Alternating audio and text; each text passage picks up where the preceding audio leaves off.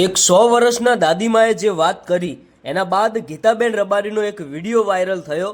ખરેખર અત્યારે હાલ આ બે વિડીયો જે વાયરલ થયા, ઘણા બધા લોકોએ આ વિડીયો નથી જોયો. આ વિડીયો ધ્યાનથી સાંભળતા જજો, કારણ કે મિત્રો તમે બધા જાણો છો કે ગુજરાતની અંદર નહીં પણ દેશ વિદેશની અંદર ખૂબ જ મોટું નામ એવા કલાકાર ગીતાબેન રબારીનું સારું નામ છે.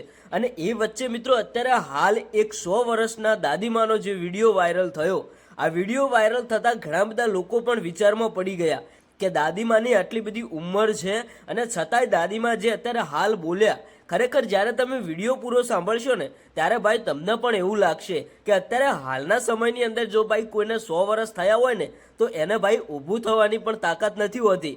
પણ મિત્રો તમે વિચાર કરો કે આજે જે આ દાદીમાએ કહ્યું ખરેખર બહુ જોવા જેવું હતું. આમ તો ભાઈ ગીતાબેન રબારીનું ગુજરાતની અંદર ખૂબ જ મોટું નામ છે, સારા સિંગર છે અને બધા લોકો એમને સારા દિલથી સપોર્ટ કરતા હોય છે, સારા સિંગર માને છે. પણ આજે જે ગીતાબેન રબારીએ ગીત ગાયું, ખરેખર આ વિડીયો હજુ સુધી તમારા સુધી ન પહોંચ્યો હોય તો મિત્રો આ વિડીયો તમે પૂરો જોઈ લેજો. કારણ કે ગીતાબેન રબારીના જે પણ નવા ગીતો આવતા હોય ભાઈ ઘણા બધા લાખોની સંખ્યામાં એમના ચાહક મિત્રો એમને સપોર્ટ કરતા હોય, તો ખરેખર આ વિડીયો પણ બહુ જોવા જેવો હતો.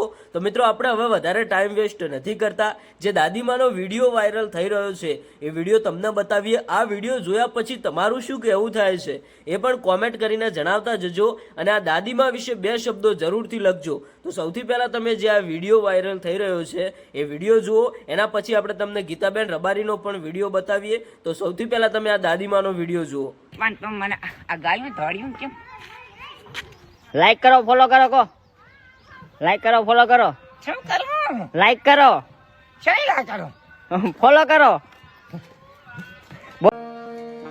કે જેનું જગત છોડે સાથ એનો ઠાકર જાલે હાથ, જેનું હવું કોઈ નો થાય એનો ઠાકર માને વાત.